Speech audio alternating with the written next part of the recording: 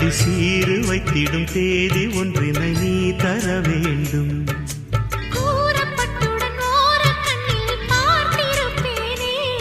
உன் கூந்தல் தொடங்கி பாதம் வரையில் நான் ரசிப்பேனே.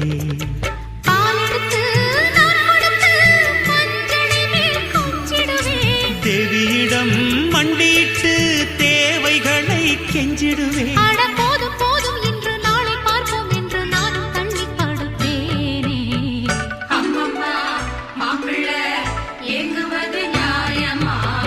தூக்கணாங்குருவிரண்டு துடியிலாடுதம்மா, தூக்கம் வரும் வேளையில் கூட லாலிகள் பாடுதம்மா.